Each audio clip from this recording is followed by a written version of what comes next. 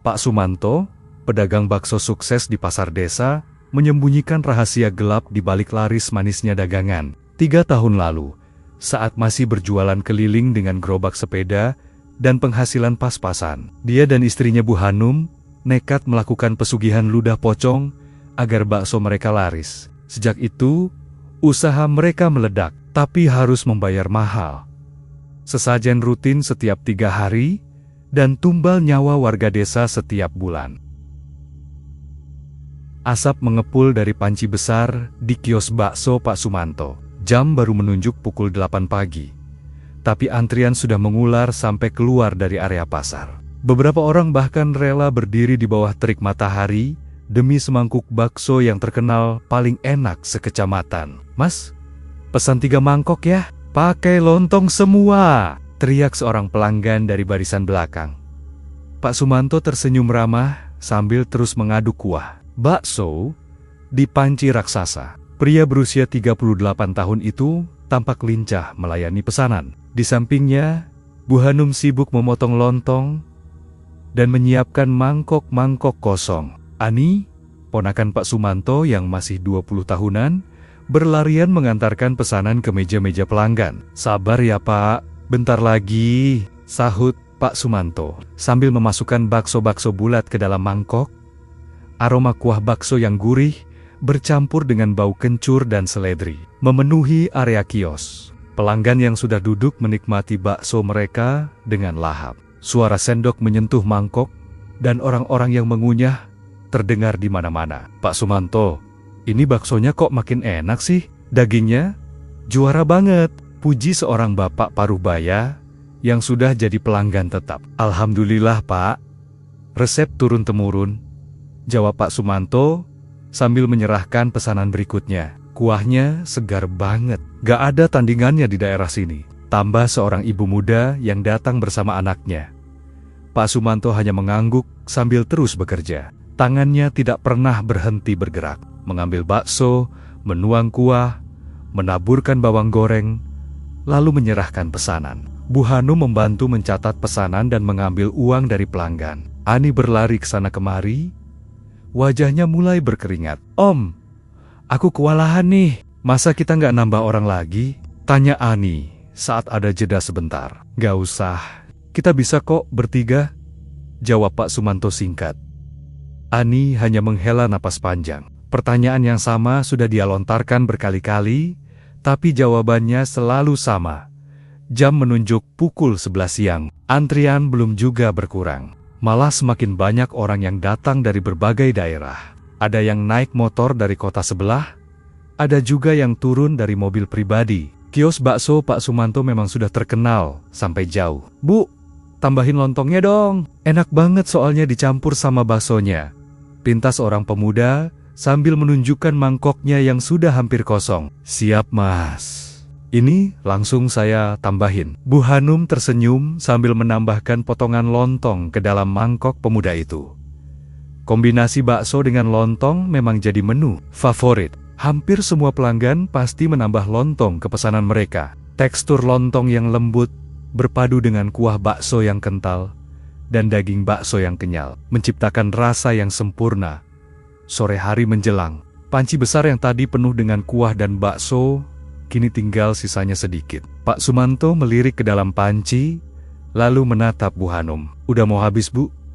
Siap-siap tutup," ucapnya pelan. "Pak, saya mau pesan 5 mangkok buat dibawa pulang," teriak seseorang dari antrian. "Maaf Pak, sudah habis. Besok datang lebih pagi ya," jawab Pak Sumanto sambil membersihkan mejanya. Beberapa pelanggan yang datang terlambat terlihat kecewa. Mereka hanya bisa mengeluh sambil berjanji akan datang lebih awal besok. Ani mulai membereskan mangkok-mangkok kotor dan mengepel lantai kios. Bu Hanum menghitung uang di kotak kasir. "Om, dagangannya laris terus ya, gak pernah sisa," ucap Ani sambil mengangkat tumpukan mangkok. "Alhamdulillah, rezeki," jawab Pak Sumanto singkat. Setelah semua beres, Pak Sumanto duduk di kursi kayu dan menghitung uang bersama Bu Hanum. Lembaran-lembaran uang ditumpuk rapi. Jumlahnya sangat banyak. Jauh lebih banyak dibanding pedagang lain di pasar. Hari ini dapat hampir 7 juta. Bisik Bu Hanum sambil memasukkan uang ke dalam tas. Pak Sumanto hanya mengangguk. Wajahnya terlihat lelah, tapi puas. Mereka menutup kios dan bersiap pulang. Ani pamit lebih dulu, karena rumahnya searah dengan pasar. Pak Sumanto dan Bu Hanum naik motor menuju rumah mereka. Rumah besar dengan cat putih bersih dan pagar besi kokoh. Rumah itu hasil renovasi total dari uang jualan bakso. Dulu rumah mereka hanya bangunan sederhana, tapi sekarang tampak mewah dengan halaman luas dan taman kecil di depan. Mereka masuk ke dalam rumah. Ruang tamu tertata rapi dengan sofa empuk dan televisi layar datar. Bu Hanum langsung ke dapur untuk menyiapkan makan malam. Pak Sumanto duduk sebentar di sofa sambil menyalakan televisi, tapi pikirannya tampak melayang. "Mas, makan malam sudah siap?" panggil Bu Hanum dari dapur. Mereka makan berdua di meja makan. Suasana cukup hening. Bu Hanum sesekali melirik suaminya yang makan dengan lambat. "Besok, jadwalnya lagi kan Mas?" tanya Bu Hanum pelan. "Iya," jawab Pak Sumanto singkat. Bu Hanum tidak bertanya lebih lanjut. Dia tahu apa yang akan dilakukan suaminya malam ini. Sudah hampir 3 tahun mereka menjalani rutinitas ini. Setiap 3 hari sekali, tanpa pernah terlewat. Setelah makan, Pak Sumanto masuk ke kamar mandi untuk membersihkan diri. Bu Hanum membereskan piring-piring kotor dengan wajah cemas. Tangannya sedikit gemetar saat mencuci piring. Sudah berapa kali dia menyaksikan ritual ini, tapi rasa takut tidak pernah hilang. Pak Sumanto keluar dari kamar mandi dengan pakaian bersih. Dia berjalan menuju sebuah ruangan di sudut rumah. Ruangan yang selalu terkunci dan tidak pernah dibuka kecuali saat jadwal ritual tiba. Bu Hanum mengikuti dari belakang, tapi berhenti di depan pintu. Pak Sumanto membuka pintu ruangan itu. Tidak ada lampu terang di dalam. Hanya cahaya redup dari jendela kecil. Di tengah ruangan sudah tersedia tikar kecil, beberapa mangkuk berisi bunga, segelas air putih, dan sebatang kemenyan. Pak Sumanto menyalakan kemenyan. Asap tipis mulai mengepul, dan bau harum kemenyan menyebar ke seluruh ruangan. Dia duduk bersila di atas tikar menghadap sesajen. Matanya menutup perlahan. Tangannya terlipat di depan dada. Bu Hanum berdiri di luar pintu yang sedikit terbuka. Wajahnya pucat. Kedua tangannya bertautan erat di depan dada, seolah berdoa dalam hati. Pak Sumanto mulai bergumam pelan. Suaranya terdengar seperti membaca mantra, tapi kata-katanya tidak jelas. Suasana ruangan berubah. Udara terasa lebih dingin meskipun tidak ada angin. Asap kemenyan bergerak aneh, meliuk-liuk seperti ada yang mengendalikan.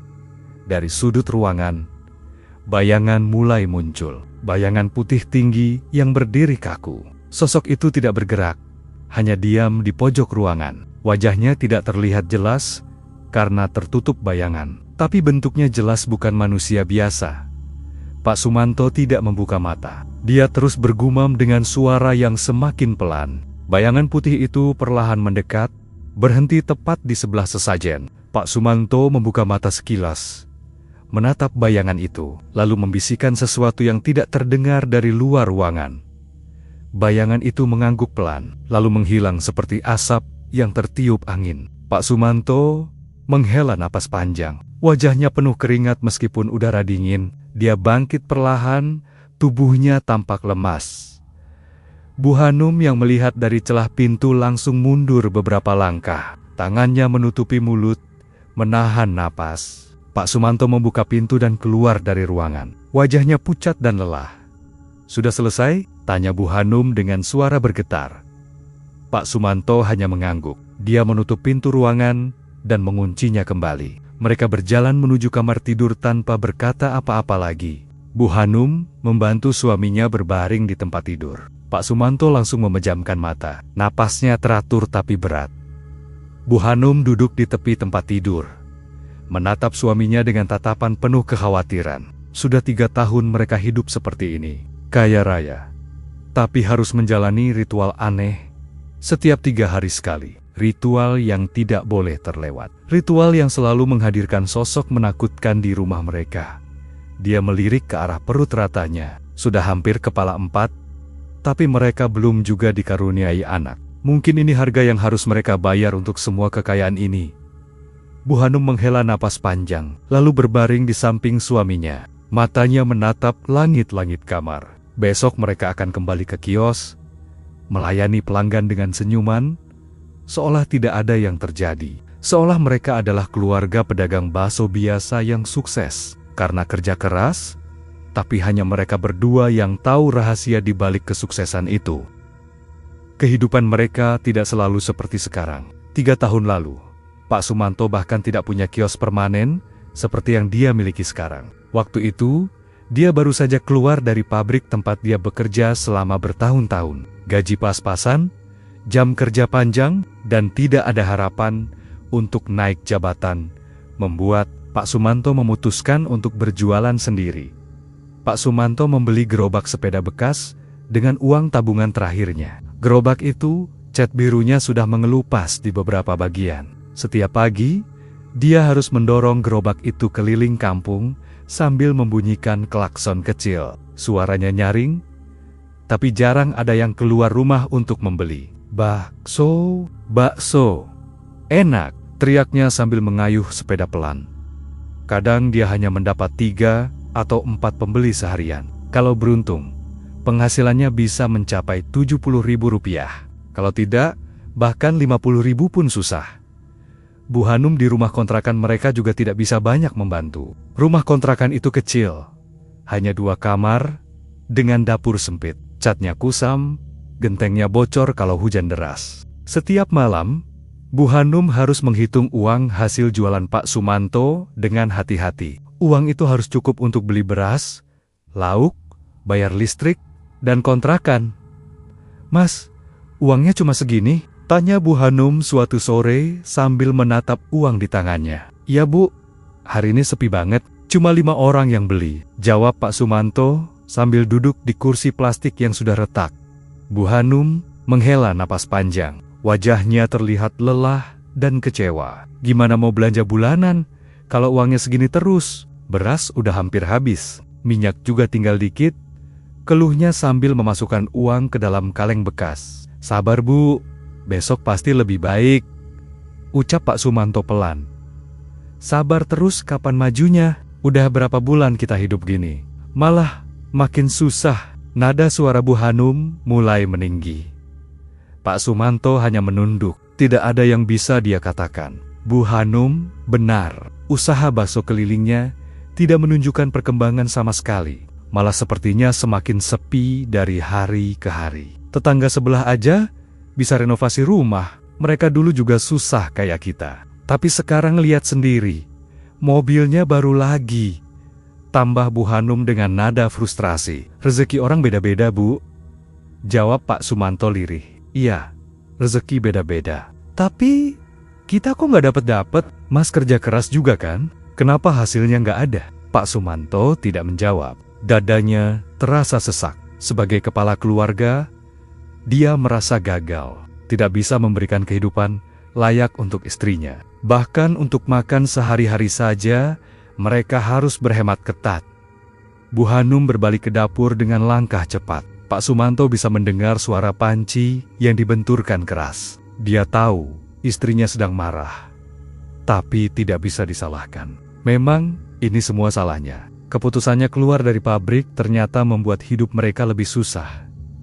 Beberapa hari kemudian, Pak Sumanto duduk sendirian di warung kopi pinggir jalan. Warung kecil dengan beberapa bangku kayu dan meja reot. Dia memesan kopi hangat yang harganya hanya Rp3.000. Setidaknya dia bisa duduk sebentar sebelum pulang ke rumah dan menghadapi tatapan kecewa Bu Hanum lagi. Pak Sumanto menyeruput kopinya pelan sambil menatap gerobak baksonya yang terparkir di pinggir jalan. Hari itu dia hanya dapat Rp60.000, masih kurang untuk kebutuhan sehari-hari. Di meja sebelahnya, 2 orang ibu sedang mengobrol dengan suara cukup keras. Pak Sumanto tidak sengaja mendengar percakapan mereka. "Kamu tahu Pak Joko yang jualan sayur di pasar?" tanya salah satu ibu yang dulu pakai gerobak dorong itu. "Iya, dia sekarang udah punya toko besar loh. Mobilnya juga baru. Padahal dulu susah banget. Sampai-sampai sering utang ke warung Cerita ibu yang pertama, "Wah, kok bisa? Emang dia dapat warisan?" "Bukan," kata orang-orang, "dia ke dukun." Pak Sumanto yang tadinya hanya mendengar setengah hati, sekarang mulai memperhatikan. Telinganya menajam. "Dukun? Serius?" "Iya, dukun pesugihan di desa wisata. Namanya Mbah Sireng. Katanya sakti banget. Banyak yang datang ke sana minta tolong biar usahanya lancar." "Terus benar manjur?" "Ya, lihat aja sendiri. Pak Joko sekarang kaya raya. Pak Darman yang jualan bakso juga gitu. Dulu sepi, sekarang rame terus. Mobilnya udah 2. Pak Sumanto menelan ludah. Hatinya mulai berdebar. Pesugihan. Dia pernah dengar cerita tentang hal itu, tapi selalu menganggapnya omong kosong. Tapi mendengar nama-nama orang yang dia kenal disebutkan, dia mulai percaya. "Emang gimana caranya? Harus bayar mahal gak?" tanya ibu yang kedua dengan suara penasaran. "Katanya sih, bayar sesuai kemampuan. Yang penting, niat. Terus harus nurut sama syarat-syaratnya." "Syaratnya apa?" "Gak tahu juga. Setiap orang beda-beda," katanya. "Tapi yang pasti, semua yang kesana pasti berhasil. Usahanya langsung maju." Kedua ibu itu kemudian tertawa dan berbicara tentang hal lain. Tapi Pak Sumanto tidak mendengarkan lagi. Pikirannya penuh dengan informasi yang baru saja dia dapat. Mbah Sireng. Mbah Sireng, desa wisata, pesugihan.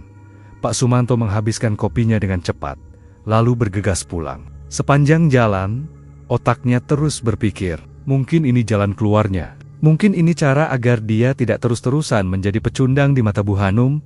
Sampai di rumah kontrakan, Bu Hanum sedang melipat cucian di ruang tengah. Wajahnya datar, tidak menyapa saat Pak Sumanto masuk. "Bu, aku dengar sesuatu tadi," ucap Pak Sumanto sambil duduk di sebelah istrinya. Bu Hanum melirik sekilas, tapi tidak menjawab. "Ada dukun di desa wisata. Namanya Mbah Sireng. Katanya bisa bantu usaha biar lancar." Lanjut Pak Sumanto. "Hati-hati." Bu Hanum berhenti melipat, alisnya terangkat. "Dukun? Mau ngapain ke dukun?" "Pesugihan. Pesugihan, biar dagangan kita laris. Biar kita bisa hidup lebih baik." Bu Hanum menatap suaminya dengan tatapan tidak percaya. "Mas, serius? Pesugihan itu kan main-main sama yang gak baik. Tapi banyak yang berhasil, Bu. Pak Joko, Pak Darman, mereka semua sukses setelah ke sana." Bu Hanum terdiam. Wajahnya terlihat ragu. Pak Sumanto melihat keraguan itu dan melanjutkan. "Kita udah susah bertahun-tahun. Udah coba segala cara, tapi tetap gak maju. Ibu sendiri yang bilang, kapan kita mau berubah? Ini kesempatan kita, Bu. Tapi Mas, itu kan yang penting kita bisa hidup layak. Gak usah susah lagi. Gak usah mikirin uang terus. Ibu juga capek kan hidup kayak gini?" Bu Hanum menggigit bibir bawahnya. Dia memang lelah. Lelah hidup serba kekurangan. Lelah mengeluh setiap hari. Lelah melihat tetangga lain hidupnya enak, sementara mereka terus terpuruk. "Terus, gimana caranya? Kita nggak punya uang banyak," ucap Bu Hanum pelan. "Aku masih punya tabungan dikit. Kita coba dulu. Kalau memang bisa bantu, kenapa enggak?" Bu Hanum menatap mata suaminya. Pak Sumanto terlihat penuh harap. Mungkin memang ini satu-satunya jalan. Mungkin Tuhan memberi mereka petunjuk lewat informasi yang Pak Sumanto dengar tadi. "Baiklah, kita coba," jawab Bu Hanum akhirnya. Pak Sumanto langsung tersenyum lebar. Dia meraih tangan istrinya dan menggenggamnya erat. "Terima kasih, Bu. Aku janji, setelah ini hidup kita pasti berubah. Kita bakal punya rumah sendiri. Gak perlu ngontrak lagi. Usaha kita bakal maju." Bu Hanum mengangguk pelan, tapi di dalam hatinya ada perasaan was-was yang tidak bisa dia hilangkan. Pesugihan. Kata itu terdengar menakutkan. Tapi kalau memang bisa membuat hidup mereka lebih baik, kenapa tidak dicoba? Mereka duduk berdampingan dalam diam. Keduanya menatap tembok rumah kontrakan yang retak. Besok mereka akan pergi ke desa wisata mencari Mbah Sireng. Besok hidup mereka mungkin akan berubah. Atau justru berubah menjadi mimpi buruk. Keesokan harinya, Pak Sumanto dan Bu Hanum berangkat pagi-pagi sekali. Mereka naik sepeda motor tua yang knalpotnya sudah berisik. Pak Sumanto mengendarai dengan hati-hati, sementara Bu Hanum duduk di belakang sambil memeluk tas berisi uang tabungan mereka. 10 juta rupiah. Hampir semua yang mereka punya. Perjalanan ke desa wisata memakan waktu hampir 2 jam. Jalan yang mereka lalui berkelok-kelok, naik turun. Di kiri kanan jalan, hutan lebat membentang. Pohon-pohon besar berdiri rapat, cabangnya saling bertautan membentuk kanopi gelap di atas jalan. Sesekali terdengar suara burung dan binatang liar dari dalam hutan. "Mas, masih jauh?" tanya Bu Hanum sambil mengeratkan pegangannya. "Sebentar lagi," katanya lewat jembatan kayu depan sana. "Terus belok kanan," jawab Pak Sumanto sambil terus fokus menyetir. Mereka melewati jembatan kayu tua yang berderit setiap kali motor melintasinya. Setelah itu, mereka belok kanan masuk ke jalan desa yang lebih sempit. Rumah-rumah penduduk mulai terlihat, tapi suasananya sepi. Hanya ada beberapa orang tua yang duduk di teras rumah menatap mereka. Dengan pandangan datar, Pak Sumanto bertanya arah kepada seorang bapak tua yang sedang duduk di warung kecil. "Permisi Pak, rumah Mbah Sireng di mana ya?" Bapak tua itu menatap Pak Sumanto dari atas ke bawah, lalu menunjuk ke ujung jalan. "Lurus aja sampai mentok. Rumah paling ujung, yang ada pohon beringin besar di depannya," jawabnya singkat. "Terima kasih Pak." Mereka melanjutkan perjalanan. Rumah Mbah Sireng memang terletak di ujung desa, agak terpisah dari rumah-rumah lain. Di depannya berdiri pohon beringin besar dengan akar gantung yang menjuntai. Rumah itu sendiri sederhana, dinding bambu dengan atap genteng yang sudah menghitam. Tapi ada sesuatu dari rumah itu yang membuat bulu kuduk mereka berdiri. Udara di sekitar rumah terasa lebih dingin dan sunyi.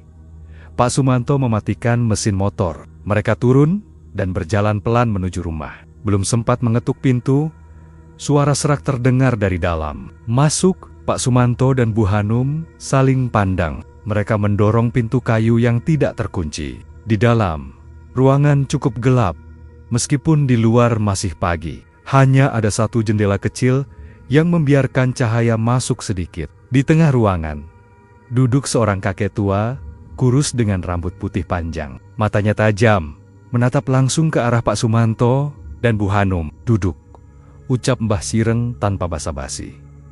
Mereka duduk di tikar yang sudah tersedia. Bu Hanum duduk agak di belakang, sementara Pak Sumanto di depan. "Kalian datang untuk pesugihan," ucap Mbah Sireng. Bukan pertanyaan, tapi pernyataan. Pak Sumanto terkejut. Dia belum sempat bicara apa-apa. "Iya Mbah, kami ingin usaha kami lancar." Mbah Sireng mengangguk pelan. Tangannya yang keriput mengambil rokok lintingan dan menyalakannya. Asapnya tipis, tapi baunya aneh. Tidak seperti rokok biasa. Ada beberapa jenis pesugihan. Pesugihan uang, pesugihan usaha, pesugihan dengan tumbal langsung, atau pesugihan dengan perantara. Jelas Mbah Sireng sambil menghembuskan asap. "Kami mau yang usaha Mbah. Kami jualan bakso, pengen laris," ucap Pak Sumanto. "Kalau untuk dagangan, ada 2 pilihan. Pesugihan tuyul, atau pesugihan ludah pocong. Tuyul bikin orang tertarik beli, tapi hasilnya lambat. Ludah pocong langsung bikin dagangan terasa enak, pembeli ketagihan." Pak Sumanto menelan ludah. "Yang ludah pocong Mbah?" Mbah Sireng menatap tajam ke mata Pak Sumanto, seolah membaca niatnya. "Mahar 10 juta. Kamu yang harus bertapa sendiri malam ini. Di kebun pisang belakang rumah. Panggil pocong sampai dia muncul.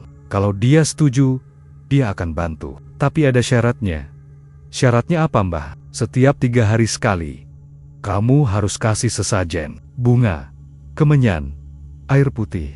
Gak boleh telat sehari pun. Kalau telat, pocong akan ambil yang dia mau." Pak Sumanto mengangguk. "Baik, Mbah." "Belum selesai," potong Mbah Sireng. "Pocong butuh tumbal. Sebulan sekali, 1 nyawa. Dia yang akan pilih sendiri. Biasanya anak kecil atau orang tua. Kamu gak bisa campur tangan. Kamu terima?" Bu Hanum yang mendengar langsung pucat, tangannya gemetar.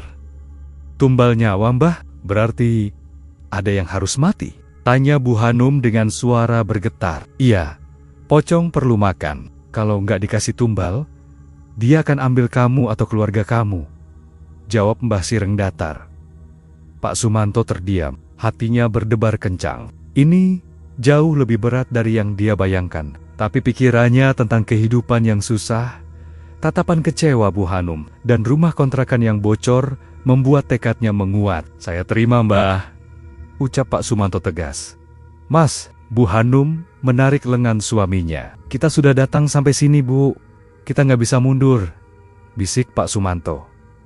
Bu Hanum tidak bisa berkata apa-apa lagi. Air matanya mulai menggenang, tapi dia tahan. Mbah Sireng bangkit dan mengambil sebuah batu hijau kecil dari kotak kayu. Ini jimat pelindung. Selama kamu pegang ini, pocong gak akan ganggu kamu secara langsung. Tapi kalau jimat ini rusak atau hilang, pocong akan murka dan gak bisa dikontrol lagi. Jaga, baik. Pak Sumanto menerima batu hijau itu dan memasukkannya ke saku celananya. Sekarang bayar maharnya, ucap Mbah Sireng. Pak Sumanto mengeluarkan amplop berisi uang dari tas Bu Hanum. 10 juta rupiah dalam bentuk lembaran 50.000. Dia menyerahkannya ke Mbah Sireng. Kakek itu menghitung dengan cepat, lalu mengangguk puas. Malam ini kamu harus bertapa. Aku akan antar kamu ke kebun pisang jam 10. Sekarang kalian tunggu di sini. Seharian mereka menunggu di rumah Mbah Sireng. Tidak ada yang bicara banyak. Pak Sumanto gelisah. Bu Hanum menangis diam-diam. Mbah Sireng duduk di sudut ruangan sambil terus merokok. Jam 10 malam tiba. Mbah Sireng bangkit dan memberi isyarat kepada Pak Sumanto untuk mengikutinya. Mereka berjalan ke belakang rumah, menuju kebun pisang yang gelap. Bu Hanum ikut dari belakang, tapi Mbah Sireng melarangnya masuk ke kebun. Cuma dia yang boleh masuk. Kamu tunggu di sini, ucap Mbah Sireng. Pak Sumanto melangkah masuk ke kebun pisang. Gelap, sangat gelap. Hanya cahaya bulan sabit yang sedikit menerangi. Angin bertiup kencang, dedaunan pisang bergesekan satu sama lain, menciptakan suara gemerisik yang menakutkan. Suara jangkrik dan binatang malam terdengar dari segala arah. Duduk di tengah, baca mantra yang aku ajarkan tadi. Jangan berhenti sampai pocong muncul, perintah Mbah Sireng dari luar kebun. Pak Sumanto duduk bersila di tanah yang lembab, tangannya terlipat di depan dada. Dia mulai membaca mantra dengan suara pelan. Kata-katanya asing, seperti bahasa yang tidak dia mengerti. Tapi dia terus mengulang sesuai yang diajarkan Mbah Sireng. Keringat dingin mulai membasahi keningnya. Jantungnya berdebar sangat kencang. Udara semakin dingin. Angin berhembus lebih kencang, membuat pohon-pohon pisang bergoyang keras. Pak Sumanto terus membaca mantra. Matanya tertutup, tapi telinganya mendengar sesuatu. Suara langkah kaki perlahan mendekat. Dia membuka mata. Di depannya, sekitar 5 meter, berdiri sosok tinggi berbalut kain putih kusam. Kain itu melilit dari kepala sampai kaki. Sosok itu berdiri kaku, tidak bergerak. Wajahnya pucat kehijauan, matanya melotot besar menatap kosong. Mulutnya terbuka sedikit, mengeluarkan bau busuk yang menyengat. Pocong Pak Sumanto hampir berteriak, tapi dia tahan. Tubuhnya gemetar hebat. Dia terus membaca mantra dengan suara yang semakin bergetar. Pocong melompat kecil mendekatinya. Setiap lompatan membuat tanah bergetar sedikit. Berhenti tepat di depan Pak Sumanto. Jarak mereka hanya 1 meter. Kenapa kamu panggil aku? Suara pocong serak dan berat, seperti berasal dari dalam tanah. Aku butuh bantuan. Usaha bakso saya sepi. Saya mau laris, jawab Pak Sumanto terbata-bata. Kamu tahu syaratnya? Tahu. Sesajen setiap 3 hari, tumbal setiap bulan. Pocong diam sejenak. Matanya yang melotot menatap dalam ke mata Pak Sumanto. Aku terima. Mulai besok, aku akan bantu. Setiap pagi, aku akan ludahi kuah bakso kamu. Orang yang makan akan ketagihan. Tapi ingat, jangan sampai kamu lupa sesajen. Dan jangan rusak jimat itu. Saya mengerti. Tumbal pertama akan aku ambil sebulan dari sekarang. Aku yang pilih. Kamu nggak boleh ikut campur. Pak Sumanto mengangguk lemah. Pocong tersenyum sedikit. senyum yang mengerikan. Selamat menikmati kekayaan. Semoga kamu nggak menyesal. Pocong melompat mundur, masuk ke balik pohon pisang, dan menghilang seperti ditelan bayangan. Pak Sumanto terduduk lemas. Napasnya terengah-engah. Seluruh tubuhnya basah oleh keringat. Tangannya gemetar tidak terkendali. Mbah Sireng muncul di pinggir kebun. Selesai. Sekarang, pulang. Besok, usaha kamu akan berubah. Pak Sumanto berdiri dengan susah payah. Kakinya lemas. Dia berjalan keluar kebun dan melihat Bu Hanum menangis. Bu Hanum memeluknya erat. "Mas, kita udah bikin kesalahan besar," bisik Bu Hanum. Pak Sumanto tidak menjawab. Mereka berjalan menuju motor dengan langkah berat. Perjalanan pulang sangat sunyi. Tidak ada yang bicara. Pak Sumanto fokus menyetir dengan wajah pucat. Bu Hanum menangis sepanjang jalan. Mereka tahu, hidup mereka baru saja berubah. Tapi mereka tidak tahu apakah itu ke arah yang lebih baik atau justru menuju kehancuran. Seminggu kemudian, sesuatu yang luar biasa terjadi. Pak Sumanto memulai hari seperti biasa, mendorong gerobak baksonya ke tempat jualan. Tapi sejak pagi, antriannya sudah panjang. Orang-orang yang biasanya hanya lewat, kali ini berhenti dan membeli. "Pak, baksonya enak banget. Kok bisa seenak ini?" tanya seorang pelanggan, sambil menghabiskan mangkoknya dengan cepat. Pak Sumanto tersenyum. Dia sendiri bingung, resepnya tidak berubah. Bahannya sama, tapi entah kenapa, semua orang bilang baksonya jadi luar biasa enak. Yang tidak mereka tahu, setiap pagi sebelum Pak Sumanto mulai berjualan, sosok berbalut kain putih datang diam-diam. Pocong itu berdiri di samping gerobak, menunduk ke arah panci kuah, dan meludah. Ludahnya bening seperti air, langsung bercampur dengan kuah tanpa meninggalkan jejak. Setelah itu, pocong menghilang sebelum Pak Sumanto atau siapapun melihatnya. Hari pertama, Pak Sumanto dapat 200.000. Hari kedua, 500.000. Hari ketiga, hampir 1 juta. Pelanggan terus berdatangan. Ada yang datang dari desa sebelah setelah mendengar kabar bakso Pak Sumanto yang luar biasa enak. "Bu, lihat ini, uangnya banyak banget." Pak Sumanto menunjukkan tumpukan uang kepada Bu Hanum di rumah. Bu Hanum menatap uang itu dengan perasaan campur aduk. Senang, tapi ada rasa tidak enak yang mengganjal di hatinya. Dia ingat bayangan pocong di kebun pisang. Dia ingat syarat tumbal yang harus dipenuhi setiap bulan. "Alhamdulillah, Mas," ucapnya pelan. Beberapa bulan berlalu, kehidupan mereka berubah total. Pak Sumanto tidak lagi pakai gerobak sepeda. Dia menyewa kios permanen di pasar. Kios kecil dengan 4 meja dan bangku kayu. Tapi setiap hari kiosnya penuh sesak. Antrian mengular sampai keluar. Pelanggan rela menunggu berjam-jam demi semangkuk bakso Pak Sumanto.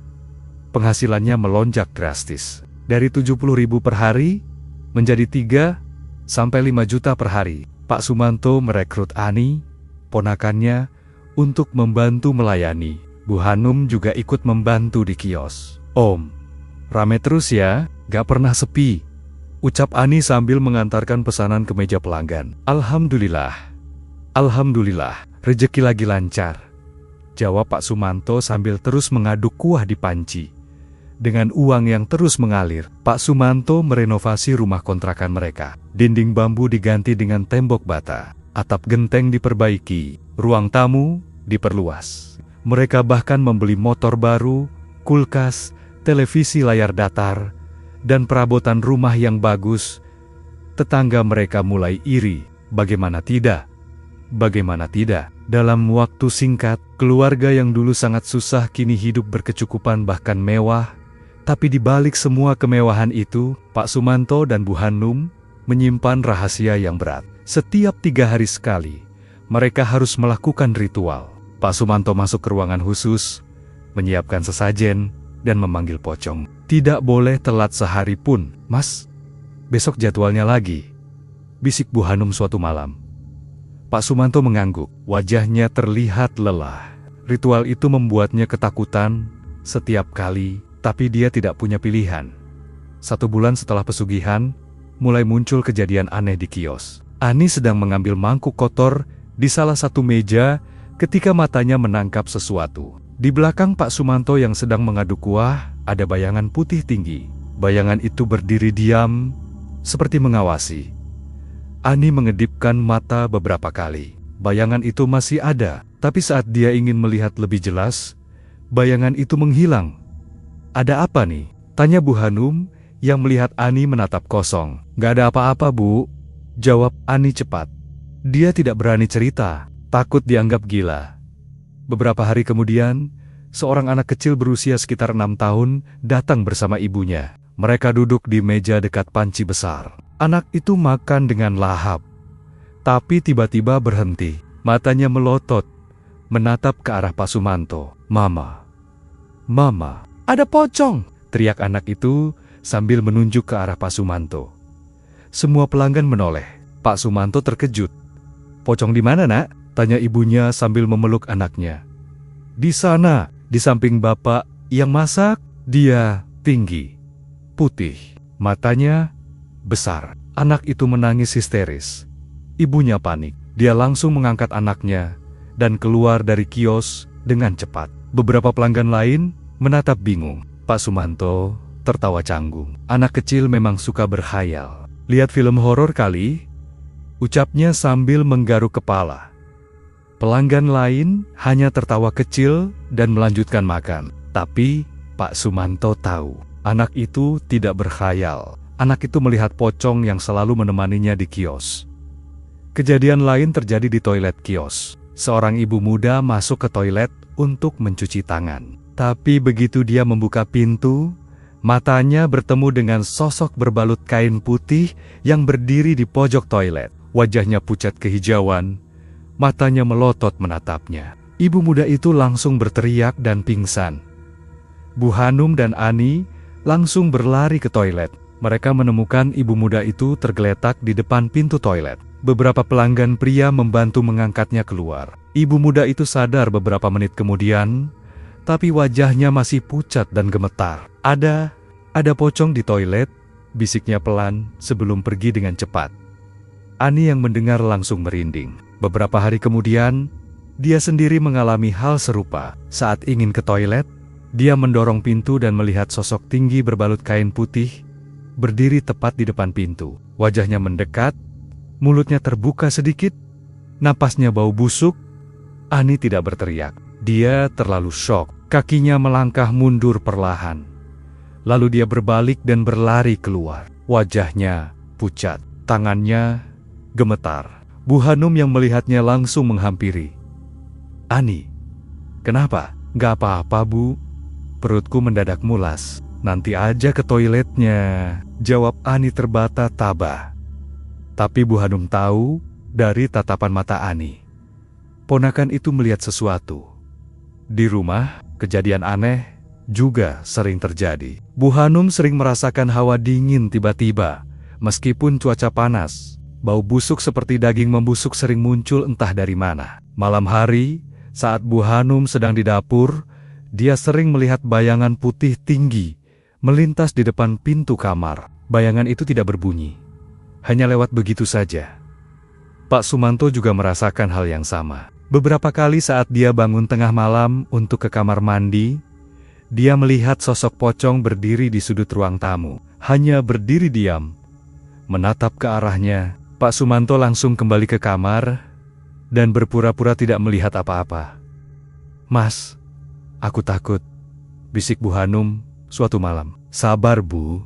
Ini konsekuensinya. Yang penting kita tetap kasih sesajen. Jangan sampai telat." Bu Hanum mengangguk, tapi air matanya menetes. Sementara itu, di desa tempat mereka tinggal, mulai ada kabar yang meresahkan. Setiap bulan, ada satu warga yang meninggal mendadak. Korban pertama adalah seorang nenek berusia 70 tahun. Dia ditemukan meninggal di tempat tidurnya dengan wajah pucat dan mata terbuka lebar. Korban kedua adalah anak kecil berusia 8 tahun. Dia meninggal saat tidur tanpa ada tanda-tanda sakit sebelumnya. Korban ketiga adalah seorang bapak tua yang ditemukan meninggal di pinggir jalan. Warga yang menemukannya bilang, wajah bapak itu sangat pucat, seperti ketakutan sebelum meninggal. Kok setiap bulan ada yang mati ya? Tanya seorang tetangga saat ngobrol di warung. Iya, aneh. Padahal mereka nggak sakit apa-apa. Kata yang lihat, korban terakhir sempat lihat pocong di jalan malam-malam. Pocong? Serius? Iya. Katanya pocong itu tinggi. Kain putihnya kotor. Matanya melotot. Orang yang lihat langsung lari, tapi besoknya ketemu mati. Warga mulai was. Mereka mulai takut keluar rumah malam hari. Anak-anak dilarang main di luar setelah maghrib. Orang tua dijaga ketat oleh keluarganya. Pak Sumanto dan Bu Hanum mendengar semua kabar itu. Mereka tahu siapa pelakunya. Pocong yang mereka panggil. Pocong yang mengambil tumbal setiap bulan. Tapi mereka tidak berani bilang apa-apa. Mereka hanya bisa diam dan menikmati kekayaan yang dibeli dengan nyawa orang lain. 2 tahun berlalu sejak kejadian aneh mulai sering terjadi. Pak Sumanto dan Bu Hanum sudah terbiasa dengan kehadiran pocong di sekitar mereka. Mereka belajar untuk mengabaikan, berpura-pura tidak melihat, dan terus menjalankan hidup. Uang terus mengalir, kios tetap ramai, dan kehidupan mereka semakin mewah. Suatu hari Sabtu, Pak Sumanto mengajak Bu Hanum pergi ke mal di kota. Sudah lama mereka tidak jalan-jalan berdua. Kios libur sehari karena Pak Sumanto ingin memberi waktu untuk dirinya sendiri dan istrinya. Mereka naik motor baru yang dibeli setahun lalu. Pak Sumanto mengenakan celana jeans dan kaos bagus. Di saku celana kanannya, seperti biasa, ada jimat batu hijau pemberian Mbah Sireng. Jimat itu tidak pernah lepas dari dirinya. Kemana dia pergi, jimat itu selalu ada di sakunya. Mal ramai dengan pengunjung. Pak Sumanto dan Bu Hanum masuk ke toko pakaian. Bu Hanum memilih beberapa baju dan sepatu. Pak Sumanto membayar semuanya tanpa mengeluh. Uang bukan masalah lagi bagi mereka. Mas, kita makan di sana yuk. Ajak Bu Hanum sambil menunjuk restoran mewah di lantai 3. Ayo, Bu. Mereka makan siang di restoran dengan menu steak dan pasta. Harganya mahal. Tapi Pak Sumanto tidak peduli. Dia menikmati semua ini. Nikmat hasil dari perjanjian dengan pocong. Setelah puas berkeliling mal, mereka turun ke parkiran bawah tanah. Pak Sumanto mengeluarkan kunci motor dari saku. Saat dia mengambil kunci, tangannya tidak sengaja menyenggol jimat batu hijau. Jimat itu terselip di antara kain saku dan terlempar keluar tanpa dia sadari. Jatuh ke aspal dengan suara kecil yang tidak terdengar di tengah kebisingan parkiran. Pak Sumanto langsung menyalakan motor dan pergi. Bu Hanum duduk di belakang sambil memeluk belanjaan mereka. Mereka tidak tahu jimat sudah jatuh. Beberapa detik kemudian, sebuah truk kontainer besar masuk ke area parkiran. Ban besar truk itu melindas jimat batu hijau yang tergeletak di aspal. Batu itu hancur jadi serpihan kecil. Remuk, tidak tersisa apa-apa. Perjalanan pulang sangat menyenangkan. Pak Sumanto dan Bu Hanum tertawa, membicarakan rencana liburan ke Bali bulan depan. Mereka tidak merasakan apa-apa yang aneh. Sampai di rumah, mereka memasukkan semua belanjaan ke kamar. Pak Sumanto melepas celana jeans dan menggantungnya di gantungan baju. Bu Hanum sibuk mencoba baju-baju baru yang dia beli. Malam tiba, Pak Sumanto duduk di ruang tengah sambil menonton televisi. Tangannya merogoh saku celana untuk mengambil handphone. Tapi saat tangannya masuk ke saku, dia tidak merasakan jimat batu hijau. Pak Sumanto mengerutkan dahi. Dia merogoh lagi. Lebih dalam. Tidak ada. Jantungnya mulai berdebar. Dia berdiri cepat dan memeriksa saku celana dengan teliti. Kosong, jimat tidak ada. Bu Hanum, panggilnya dengan suara panik. Bu Hanum keluar dari kamar dengan wajah bingung. Ada apa, Mas? Jimatnya hilang. Wajah Bu Hanum langsung pucat. Mulutnya terbuka tapi tidak ada suara yang keluar. Hilang gimana? Emang tadi masih ada? Tanya Bu Hanum terbata-taba. Aku nggak tahu. Harusnya ada di saku. Tapi sekarang nggak ada. Pak Sumanto langsung membongkar semua isi lemari. Celana-celana lain diperiksa satu persatu. Tas juga dibongkar. Mereka mencari di setiap sudut rumah. Di bawah sofa, di belakang lemari, di kamar mandi, bahkan di dapur. Tapi jimat itu tidak ada di mana-mana. Mas, mungkin jatuh di jalan? Atau di mall? Tanya Bu Hanum sambil menahan tangis. Gak mungkin. Aku selalu hati-hati sama jimat ini. Tapi Pak Sumanto mulai mengingat. Ingat, kapan terakhir dia merasakan jimat ada di sakunya? Saat di mall?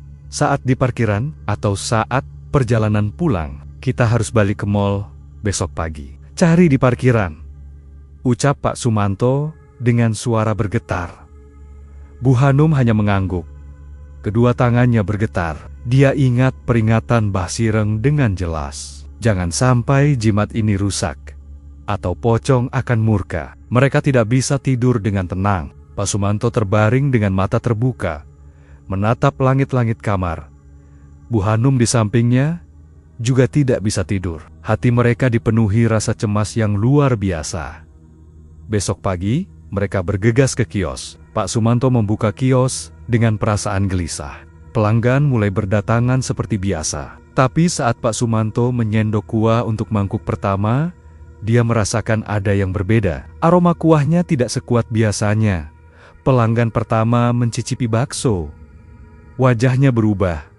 Pak, kok rasanya beda ya? Kurang enak dari biasanya, ucap pelanggan itu. Pak Sumanto tertawa canggung. Mungkin lidah Bapak lagi nggak enak. Resepnya sama kok. Tapi pelanggan kedua juga komplain hal yang sama. Pelanggan ketiga bahkan tidak menghabiskan baksonya. Pak Sumanto, maaf ya, hari ini kok hambar banget. Biasanya enak, saya nggak jadi habisin deh. Pak Sumanto mulai panik. Dia mengambil sendok dan mencicipi kuah baksonya sendiri. Matanya melotot, hambar. Sangat hambar. Rasa gurih yang biasanya sangat kuat, kini hilang. Baksonya juga terasa biasa saja, tidak ada yang spesial. Bu Hanum yang melihat ekspresi suaminya langsung mendekat. Apakah karena jimat hilang? Bisiknya pelan agar pelanggan tidak dengar. Aku nggak tahu. Tapi ini pasti ada hubungannya. Sepanjang hari, pelanggan terus berkurang. Banyak yang kecewa dan tidak kembali lagi. Beberapa bahkan meminta uang kembali karena merasa rasanya tidak sesuai ekspektasi. Ani yang melihat keadaan ini bingung. Om, kenapa hari ini sepi banget? Kok banyak yang komplain? Tanya Ani. Entahlah nih, mungkin lagi sial, jawab Pak Sumanto dengan wajah murung. Sore hari, dagangan masih banyak tersisa. Ini pertama kalinya dalam 3 tahun terakhir, bakso Pak Sumanto tidak habis. Pak Sumanto menatap panci yang masih penuh dengan wajah kosong. Bu, kita pulang aja, gak ada gunanya kita di sini, ucapnya lemas. Mereka pulang dengan hati berat. Ani juga pulang lebih awal. Di rumah, Pak Sumanto dan Bu Hanum duduk di ruang tamu dalam diam. Mereka tidak makan malam. Nafsu makan hilang karena kecemasan. Mas, gimana ini kalau jimatnya beneran hilang? Terus pocong marah. Bu Hanum tidak berani melanjutkan kalimatnya. Aku nggak tahu, Bu. Kita cuma bisa berharap nggak terjadi apa-apa. Mereka memaksakan diri untuk tidur. Tapi tidur mereka tidak nyenyak. Tengah malam, keduanya tertidur sebentar dan mengalami mimpi yang sama. Dalam mimpi, mereka berdiri di ruang tengah rumah mereka. Gelap, tidak ada cahaya sama sekali. Tiba-tiba, sosok tinggi berbalut kain putih muncul dari balik pintu kamar. Wajahnya tidak lagi pucat biasa. Kali ini wajahnya hitam membusuk, matanya menyala merah seperti bara api. Mulutnya terbuka lebar, menampilkan gigi-gigi yang patah dan menghitam. Kalian ingkar janji, teriak pocong dengan suara yang memekakan telinga. Jimat rusa, kalian melanggar perjanjian. Pocong melompat, mendekat dengan cepat. Kain putihnya berkibar. Tangannya yang terikat kain berusaha menjangkau mereka. Aku akan ambil yang seharusnya jadi milikku. Nyawa kalian. Pak Sumanto dan Bu Hanum berteriak dalam mimpi. Mereka terbangun bersamaan, napas terengah-engah, tubuh basah oleh keringat dingin. Mereka saling menatap dengan wajah pucat, tanpa perlu berkata apa-apa. Mereka tahu mimpi yang mereka alami sama. Suasana rumah berubah. Udara tiba-tiba menjadi sangat dingin. Meskipun tidak ada AC menyala, bau busuk yang sangat menyengat memenuhi seluruh rumah. Bau daging membusuk bercampur dengan bau tanah kuburan. Bu Hanum menangis. Tangannya meraih tangan Pak Sumanto dan menggenggamnya erat. "Mas, dia marah. Pocong marah sama kita." Pak Sumanto tidak bisa menjawab. Tenggorokannya tercekat. Dia hanya bisa menggenggam balik tangan istrinya. Keduanya duduk di tempat tidur, saling berpegangan tangan, ketakutan. Di luar kamar, mereka mendengar suara lompatan. Suara kaki yang mendarat di lantai dengan keras. Pocong ada di rumah mereka. Suara lompatan itu semakin mendekat ke arah kamar mereka. Bu Hanum memeluk Pak Sumanto dengan erat.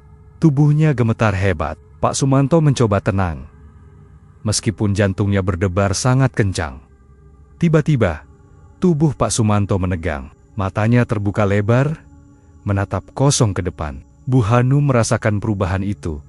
Mas, kenapa?" tanyanya panik. Pak Sumanto tidak menjawab. Tubuhnya bergerak sendiri. Bangkit dari tempat tidur dengan gerakan kaku seperti boneka. Bu Hanum mencoba menahannya, tapi tangan Pak Sumanto menepis tangannya dengan keras. Pak Sumanto berjalan keluar kamar dengan langkah aneh. Kakinya seperti tidak menginjak lantai dengan sempurna. Bu Hanum mengikuti dari belakang dengan ketakutan. Di ruang tengah, Pak Sumanto berdiri di tengah ruangan. Kepalanya menunduk, rambutnya menutupi wajah. Bu Hanum berdiri di ambang pintu kamar, tidak berani mendekat. "Mas, tolong jawab aku," bisik Bu Hanum. Pak Sumanto mengangkat kepalanya perlahan. Matanya berubah. Bola matanya memutih. Tidak ada pupil. Mulutnya terbuka sedikit, mengeluarkan napas dingin yang terlihat seperti asap tipis. Kemudian dia berbicara, tapi suaranya bukan suara Pak Sumanto. Suaranya serak, berat, dan bergema seperti datang dari dalam gua. "Kalian sudah merusak perjanjian." Bu Hanum mundur selangkah. Tubuhnya bergetar hebat. Jimat hancur, perlindungan hilang. "Kalian harus bayar." Pak Sumanto, atau lebih tepatnya, pocong yang merasuki tubuhnya, mulai berjalan mendekati dinding. Tanpa peringatan, dia membanting kepalanya ke dinding dengan keras. Brok! Suara benturan keras membuat Bu Hanum berteriak, "Mas, jangan!" Tapi Pak Sumanto tidak berhenti. Dia membenturkan kepalanya lagi, dan lagi, dan lagi. Setiap benturan meninggalkan noda darah di dinding putih. Darah mulai mengalir dari dahinya, mengalir ke wajah, lalu menetes ke lantai. Bu Hanum berlari mendekat, mencoba menahan suaminya. Tapi begitu dia menyentuh tangan Pak Sumanto, tubuhnya terlempar dengan kuat. Bu Hanum terhempas ke sofa, punggungnya terbentur sandaran sofa dengan keras. Pak Sumanto berbalik, wajahnya berlumuran darah. Matanya yang putih menatap ke arah Bu Hanum dengan tatapan kosong tapi penuh amarah. Sekarang Gelira NF. Pak Sumanto melompat ke arah Bu Hanum dengan kecepatan yang tidak wajar. Bu Hanum berteriak dan berlari ke arah pintu depan. Tangannya membuka pintu dengan tergesa-gesa dan berlari keluar rumah. Tolong! Ada orang kesurupan!" teriaknya sambil terus berlari. Beberapa tetangga yang rumahnya dekat langsung keluar. Mereka melihat Bu Hanum berlari dengan panik. Rambutnya acak-acakan, wajahnya pucat. "Bu Hanum, ada apa?" tanya Pak Budi, tetangga sebelah rumah. "Suami saya kesurupan. Dia melukai dirinya sendiri. Tolong!" Pak Budi dan 3 tetangga laki-laki lain langsung berlari ke rumah Pak Sumanto. Begitu mereka masuk, pemandangan mengerikan menyambut mereka. Pak Sumanto berdiri di tengah ruangan dengan kepala berdarah. Matanya putih, dan mulutnya terus bergumam dengan suara aneh. "Astaga, Pak Sumanto!" Pak Budi mencoba mendekat, tapi Pak Sumanto tiba-tiba menoleh dan melompat ke arah mereka. Para tetangga mundur dengan cepat. "Jangan deketin dia, panggil Ustadz Yusuf!" teriak salah satu tetangga. Seseorang langsung menelepon Ustadz Yusuf, tokoh agama yang dihormati di desa itu. Sementara menunggu, warga mulai berdatangan. Mereka berdiri di luar rumah, takut masuk tapi penasaran. Pak Sumanto masih mengamuk di dalam. Dia membenturkan kepalanya lagi ke dinding, lalu ke meja. Suara benturan dan darah yang semakin banyak membuat warga semakin panik. 10 menit kemudian, Ustadz Yusuf tiba dengan motor. Pria paruh baya dengan janggut putih dan peci hitam itu turun dengan membawa botol air zam-zam dan tasbih. "Beri jalan," ucapnya tenang.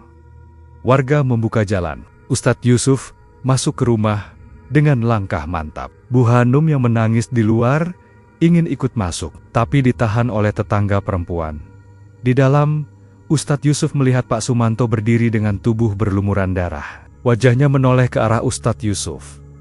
Seringai aneh muncul di bibirnya. "Pergi kamu.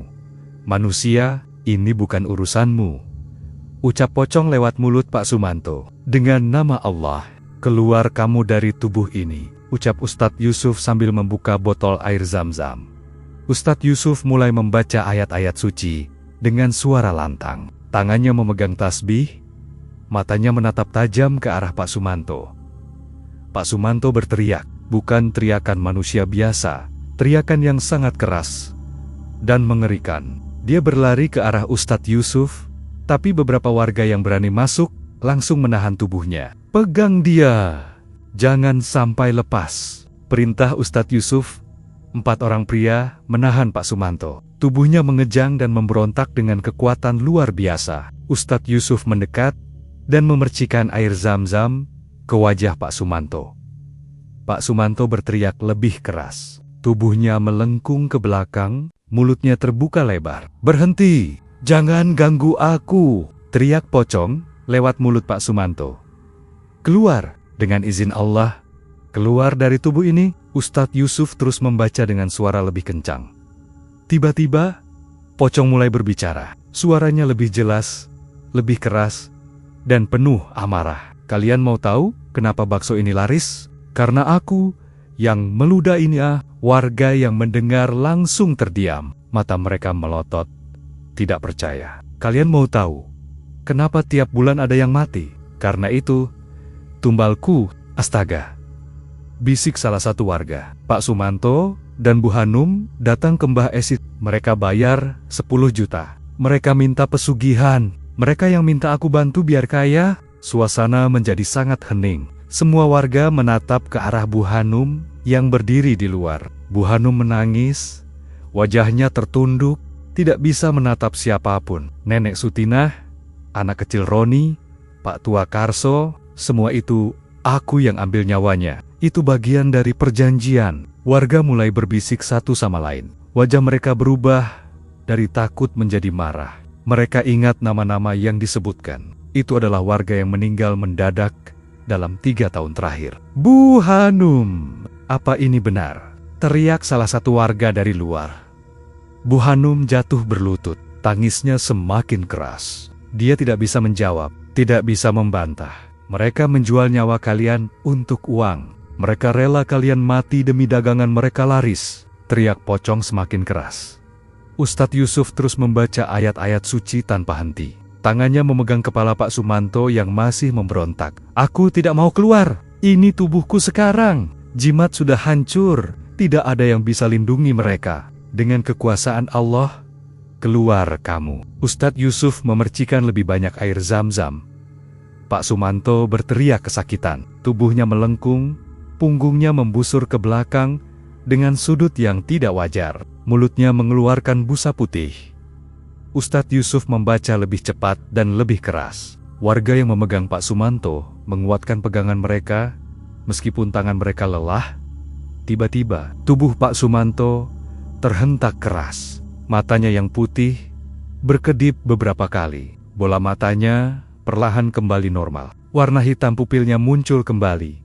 Pak Sumanto terkulai lemas. Para warga yang memegangnya menopang tubuhnya agar tidak jatuh. Napasnya terengah-engah. Darah masih mengalir dari dahinya yang terluka parah. "Dia sudah keluar," ucap Ustadz Yusuf sambil menghela napas panjang. Pak Sumanto pingsan. Wajahnya pucat dan berlumuran darah. Ustadz Yusuf memeriksa nadinya. Dia masih hidup. "Bawa dia ke kamar. Biarkan dia istirahat." Warga mengangkat tubuh Pak Sumanto dan membawanya ke kamar. Bu Hanum ingin masuk tapi tatapan marah dari warga menghentikannya. Ustadz Yusuf keluar dari rumah. Wajahnya serius. Dia menatap Bu Hanum yang masih menangis di tanah. "Apa yang dikatakan Pocong tadi benar?" tanya Ustadz Yusuf dengan nada tegas. Bu Hanum tidak bisa berbohong lagi. Dia mengangguk pelan sambil terus menangis. Warga yang mendengar langsung heboh. Mereka berbisik dengan nada marah dan kecewa. Setengah jam kemudian, Pak Sumanto membuka matanya. Kepalanya terasa sangat berat. Dahinya masih berdenyut sakit dari luka-luka yang dia buat sendiri saat kesurupan. Dia mencoba mengingat apa yang terjadi, tapi ingatannya kabur. Yang dia ingat hanya wajah Pocong yang marah. Lalu semuanya gelap. Pak Sumanto bangkit perlahan dari tempat tidur. Kakinya masih lemas. Dia berjalan keluar kamar dan melihat puluhan warga berdiri di ruang tengah dan halaman rumahnya. Semua mata menatapnya dengan tatapan yang membuat dadanya sesak. Bukan tatapan khawatir atau kasihan, tapi tatapan marah, jijik, dan kecewa. "Pak Sumanto sudah sadar," ucap salah satu warga dengan nada datar. Ustadz Yusuf yang duduk di sofa langsung berdiri. Wajahnya serius. Dia berjalan mendekat ke Pak Sumanto. "Duduk, kita perlu bicara," ucap Ustadz Yusuf tegas. Pak Sumanto duduk di kursi kayu. Bu Hanum yang berada di sudut ruangan menangis dengan wajah tertunduk. Matanya bengkak, hidungnya merah. Pak Sumanto melirik istrinya, lalu menatap Ustadz Yusuf. "Apa yang dikatakan Pocong tadi? Apa itu benar?" tanya Ustadz Yusuf. Pak Sumanto terdiam, tenggorokannya kering. Dia ingin berbohong, tapi dia tahu tidak ada gunanya. "Pocong sudah membongkar semuanya," jawab Pak Sumanto. "Warga berhak tahu," desak Ustadz Yusuf. Bu Hanum yang tidak tahan lagi akhirnya angkat bicara. Suaranya bergetar, terpotong-potong oleh tangisan. "Benar, Ustadz. Ustadz, semua yang Pocong katakan itu benar," ucapnya pelan. Warga langsung berbisik satu sama lain. Ada yang mengeluh, ada yang mengumpat pelan. "Kami dulu susah, Ustadz. Sangat susah. Uang tidak cukup untuk makan sehari-hari. Suami saya jualan bakso keliling, tapi sepi terus. Penghasilan cuma 70.000 sehari. Kami frustasi, terdesak," lanjut Bu Hanum dengan suara bergetar. "Terus suami saya dengar gosip tentang pesugihan, tentang Mbah Sireng yang bisa bantu orang cepat kaya. Kami pikir itu jalan keluar kami. Kami pergi ke sana. Bayar 10 juta, semua tabungan kami habis." "Lalu?" tanya Ustadz Yusuf dengan nada dingin. "Suami saya harus bertapa di kebun pisang, memanggil Pocong. Pocong setuju bantu, tapi dengan syarat, kami harus kasih sesajen tiap 3 hari. Dan Pocong akan ambil tumbal 1 nyawa setiap bulan." Warga yang mendengar langsung heboh. Suara-suara marah mulai terdengar. "Jadi selama ini kalian makan uang darah," teriak seorang ibu yang anaknya meninggal 2 tahun lalu. "Kalian tahu ada yang harus mati, tapi kalian diam saja," teriak warga lainnya. "Anak-anak dan orang tua mati gara-gara kalian." Pak Sumanto hanya bisa menunduk. Air matanya mulai keluar. Dia menyesal, sangat menyesal. Tapi semuanya sudah terlambat. Nyawa yang hilang tidak bisa kembali. "Kami mohon maaf. Kami salah. Kami sangat menyesal," ucap Pak Sumanto dengan suara serak. "Maaf? Kalian pikir maaf cukup? Ibuku mati gara-gara kalian," teriak Pak Hasan, salah satu warga yang ibunya meninggal setahun lalu setelah bertemu Pocong. Ustadz Yusuf mengangkat tangannya, memberi isyarat agar warga tenang. "Diam sebentar, dengarkan saya," ucapnya tegas. Warga perlahan mendiamkan diri, meskipun masih terlihat emosi. Pocong belum sepenuhnya pergi. Dia masih bisa kembali kapan saja. Jimat yang melindungi kalian sudah hancur. Selama kalian masih di desa ini, Pocong akan terus menguntit kalian, dan korban masih bisa berjatuhan. Pak Sumanto dan Bu Hanum menatap Ustadz Yusuf dengan wajah pucat. "Ada cara untuk mengusir Pocong sepenuhnya, tapi caranya berat," lanjut Ustadz Yusuf. "Apa itu, Ustadz?" "Kami akan lakukan apapun," ucap Pak Sumanto cepat. "Pertama, kalian harus membakar semua uang hasil pesugihan. Semua Tidak boleh tersisa 1 rupiah pun. Bakar di depan warga sebagai bukti penyesalan kalian. Pak Sumanto dan Bu Hanum terdiam. Semua uang mereka adalah hasil pesugihan. Rumah ini, motor, semua barang mewah. Semuanya dibeli dari uang itu. Kedua, setelah membakar uang, kalian harus pergi dari desa ini. Tidak boleh kembali selamanya. Warga mengangguk setuju. Beberapa bahkan tepuk tangan. Kalian punya pilihan? Tanya Ustadz Yusuf. Pak Sumanto menatap Bu Hanum. Istrinya menangis, tapi mengangguk pelan. Mereka tidak punya pilihan lain. Kami setuju, Ustadz, jawab Pak Sumanto lemah.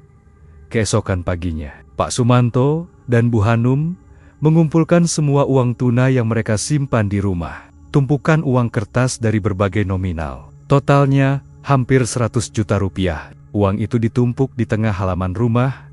Warga berkumpul di halaman. Ada yang datang karena penasaran, ada yang datang karena ingin memastikan Pak Sumanto benar-benar membakar uangnya. Ustadz Yusuf juga hadir untuk menyaksikan Pak Sumanto menyiram tumpukan uang dengan minyak tanah. Tangannya gemetar. Bu Hanum berdiri di sampingnya.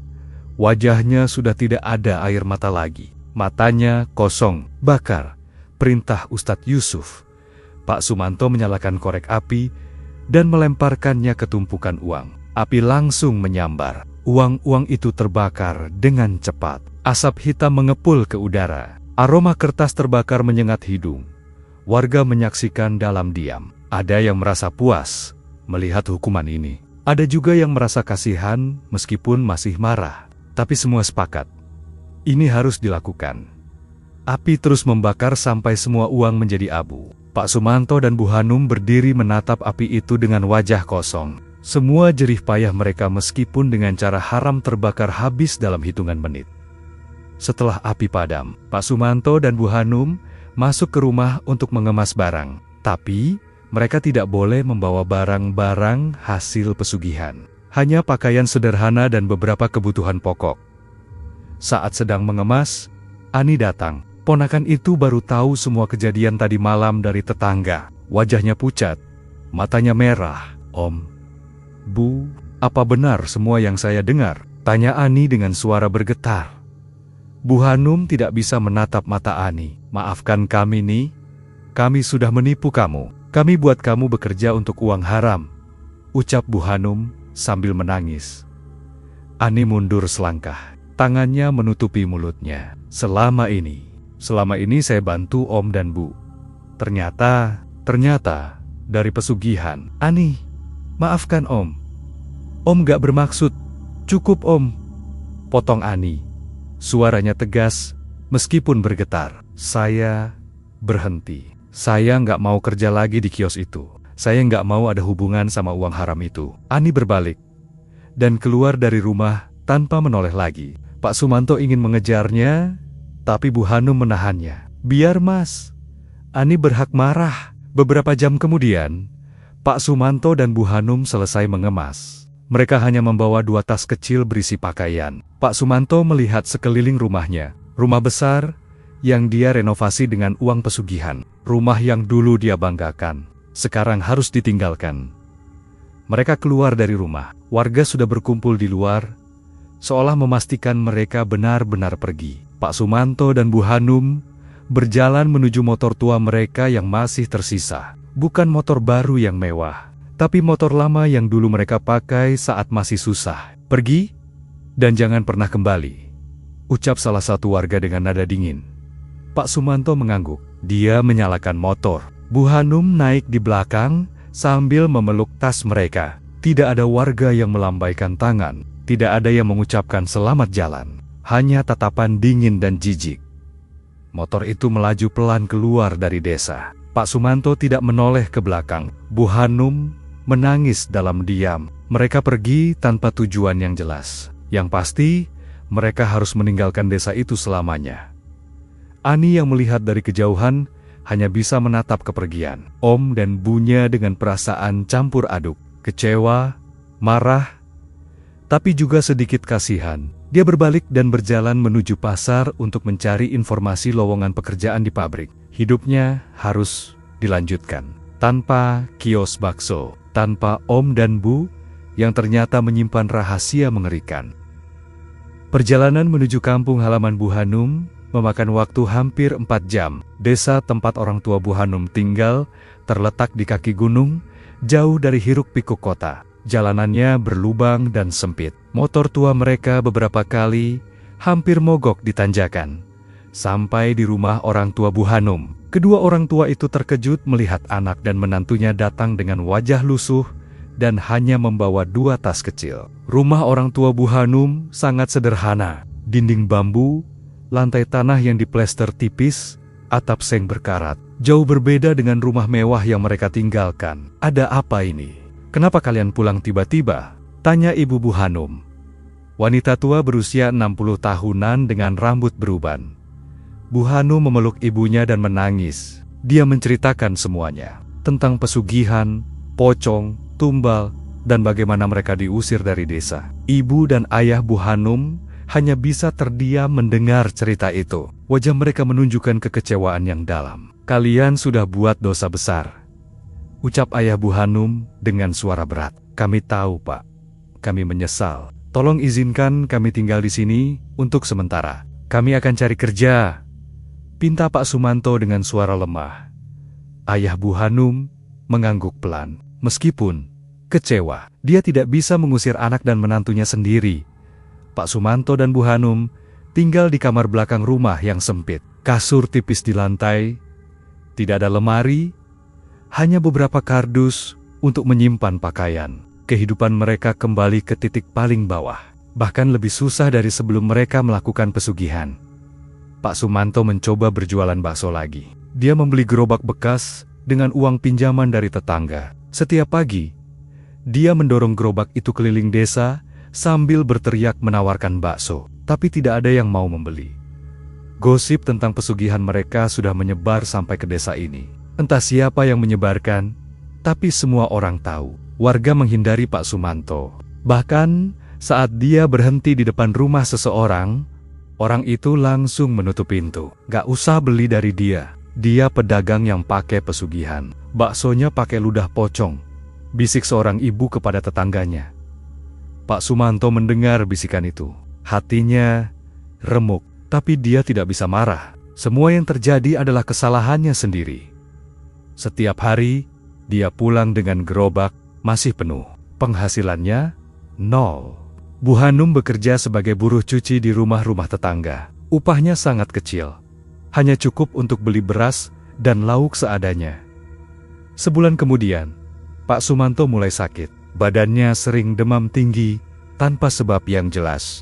Kepalanya pusing terus-menerus. Malam hari, dia selalu bermimpi buruk. Dalam mimpinya, pocong terus menguntitnya, berdiri di pojok kamar, menatapnya dengan mata melotot, dan tersenyum mengerikan. "Mas, besok kita ke puskesmas ya."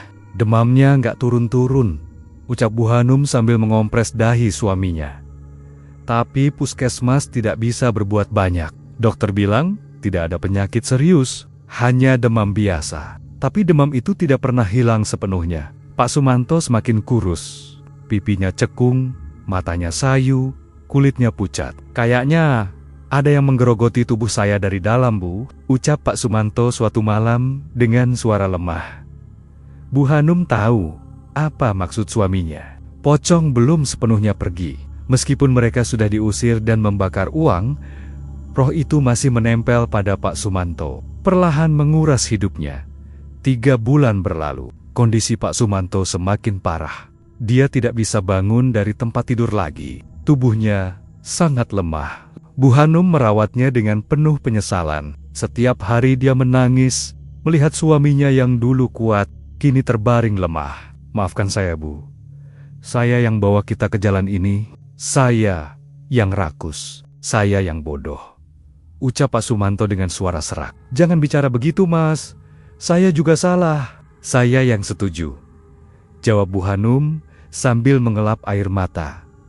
Suatu malam, Pak Sumanto terbangun dari tidurnya. Napasnya pendek-pendek. Matanya menatap ke sudut kamar dengan tatapan takut. "Bu, dia ada di sini. Pocong ada di sini.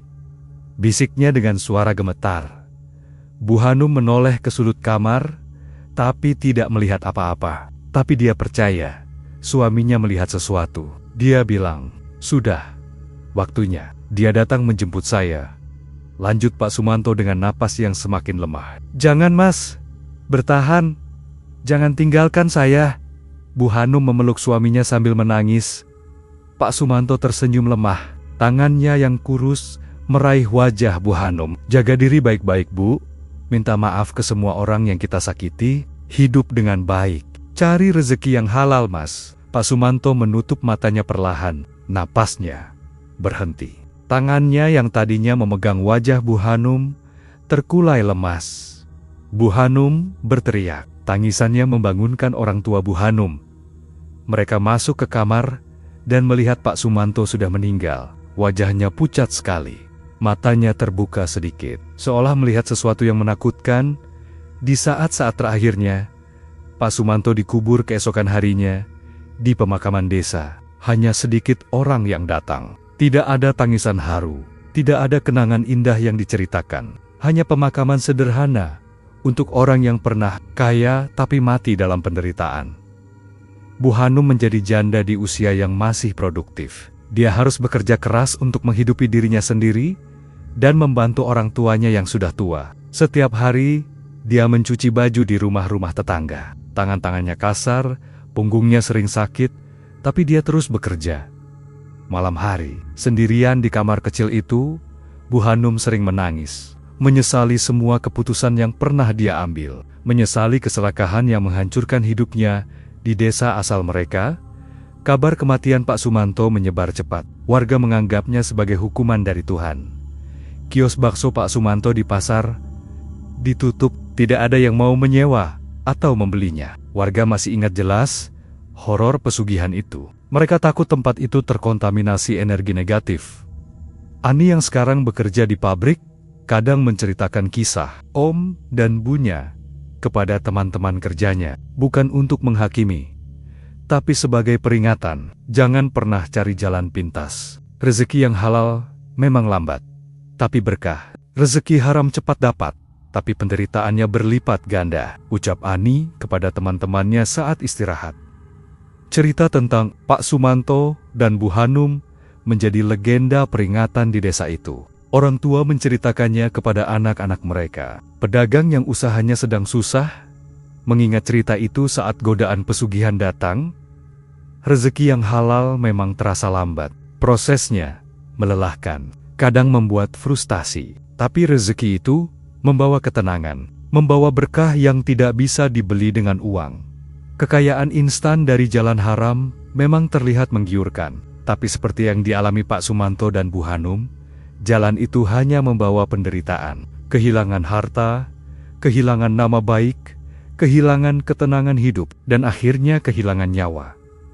Usaha dan doa adalah jalan terbaik, bukan jalan pintas yang mengkhianati kemanusiaan. Pak Sumanto dan Bu Hanum sudah membayar mahal untuk ambisi mereka. Terlalu mahal.